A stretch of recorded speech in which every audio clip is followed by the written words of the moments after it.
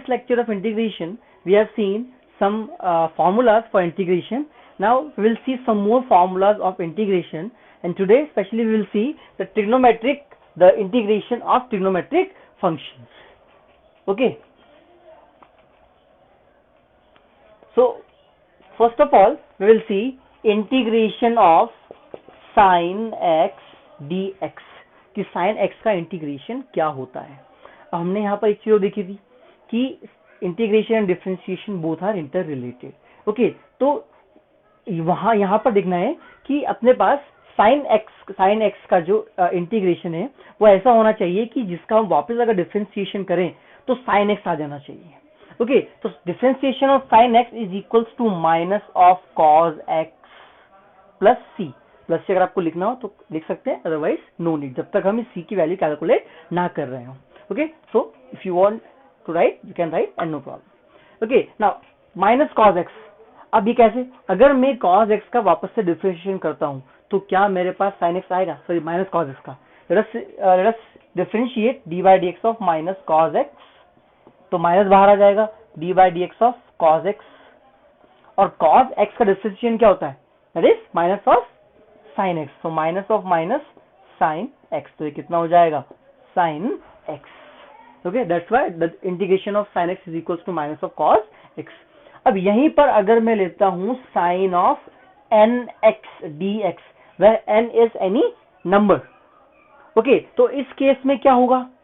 That is sin nx तो क्या हो जाएगा? That is minus of cos nx.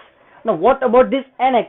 हमने देखा था पहले वाले केस में, इससे पहले in the previous video, that whatever this function is, इसको हमें वापस से क्या करना पड़ेगा? डिफरेंशिएट करना पड़ेगा in denominator, divided by d by d x of n x. तो कितना हो जाएगा? Minus of cos n x divided by here d by d x of n x. N बाहर आएगा, d x by d x is 1, that is equals to n. So minus cos n x by n. Okay, now here second one, like we have seen in case of sine, late us take next cos of x dx. cos से क्या होगा? That is equals to sin x, क्योंकि sin x का differentiation क्या होता है? sin x क्या होता है? cos x, इसीलिए cos x का इंटीग्रेशन क्या हो जाएगा? sin x. सिमिलरली अगर यहाँ पर भी cos nx अगर हम लें तो कितना हो जाएगा यार? It is equals to sin nx and in denominator differentiation of nx, that is equals to sin nx by n. That is what the differentiation of cos x is. Okay, now let us take another trigonometric function. Okay, अब यहां पर हम tan x को directly integrate नहीं कर सकते हैं.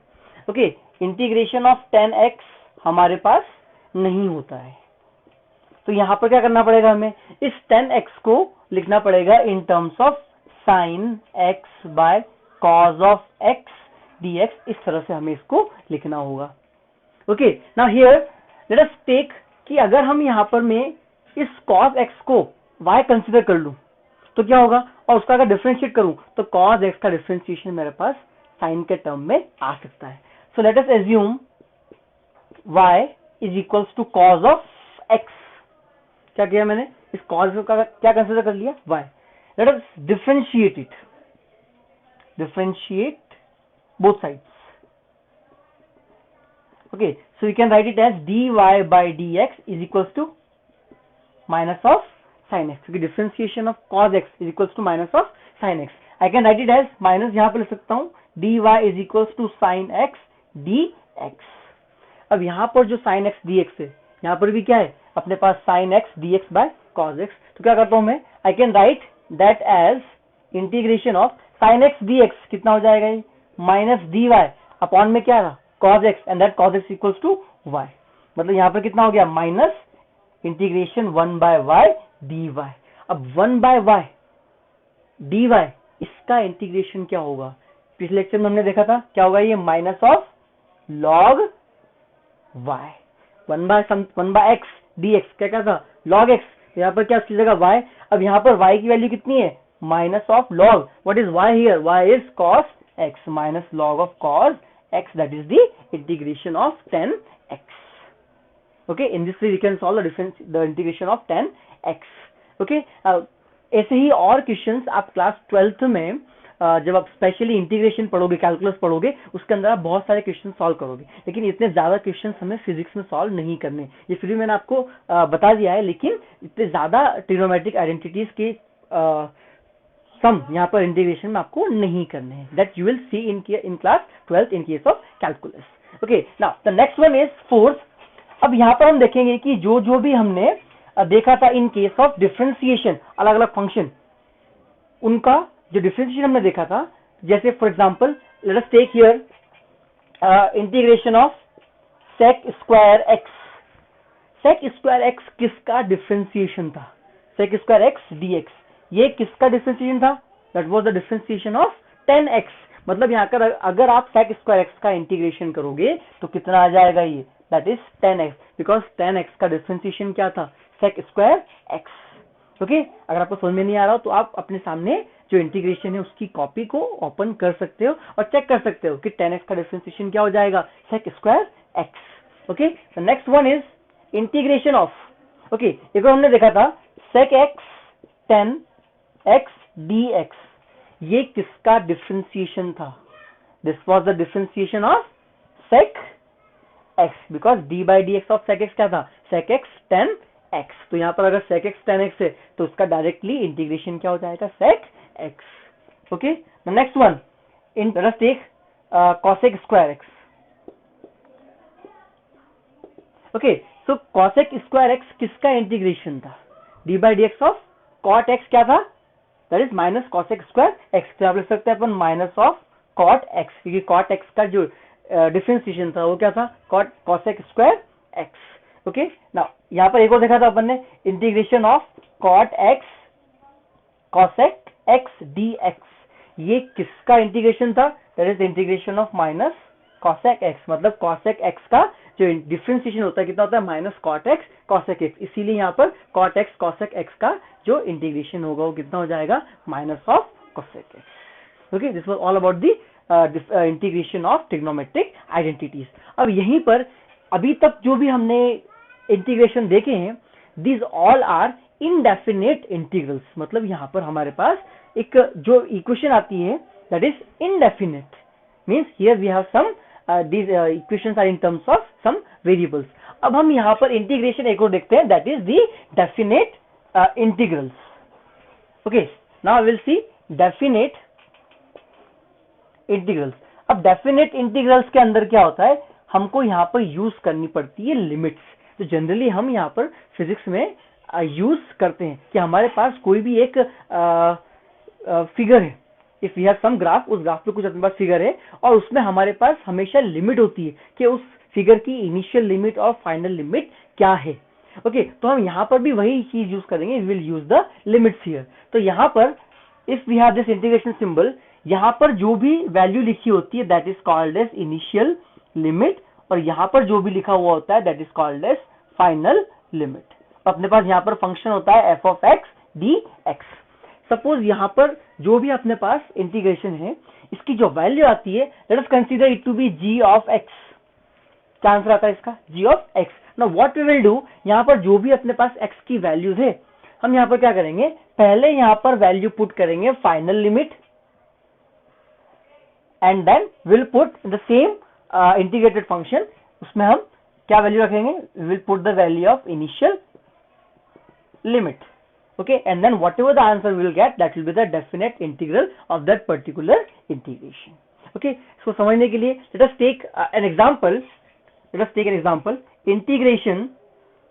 Let us take 5x square minus 5x plus 8 dx. ये अपने पास कोई एक फंक्शन है, इसका हमें इंटीग्रेशन करना है. Okay, and let us take its limit from 1 to 2.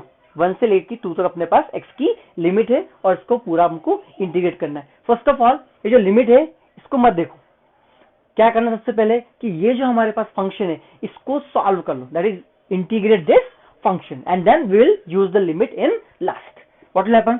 Integration of, first of all let us divide this integration symbol in all the 3 different functions. Okay, so integration of 5x square dx minus integration of 5x dx plus integration of 8 dx।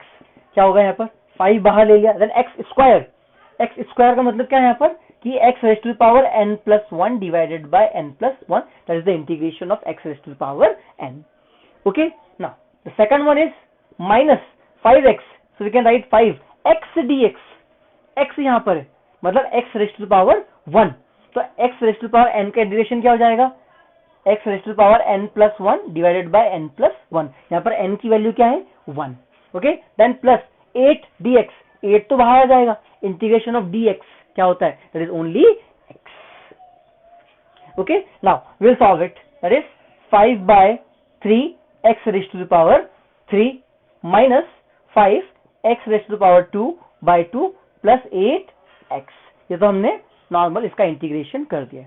Now we have this limits from 1 to 2. Now what we will do? First of all, we will put final limit and then we will put initial limit and then we will subtract both of them. क्या होगा यहाँ पर? We have 5 by 3 x cube, मतलब यहाँ पर 2 raised to the power 3 minus 5, यहाँ पर क्या होगा 2 raised to the power 2 by 2 plus 8, x की वैल्यू क्या है 2। अभी हमने क्या यूज की? We have used only final limit that is 2। अब क्या करना पड़ेगा यहाँ पर माइनस, ओके माइनस, या यहाँ पर x की वैल्यू क्या है lower limit that is equals to 1। Okay, so it is 5 by 3 1 raised to the power 3 minus 5 by 2 1 square plus 8 into 1। okay, now we will solve it। 5 by 3 2 raised to the power 3, that is 5 by 3 into 8, okay, minus 5 2 to the 4 by 2 that is into 2 plus 8 to the 16। इसको solve करेंगे, minus 5 by 3 into 1 cube that is equals to 5 by 3 minus it is 5 by 2 plus 8। okay, now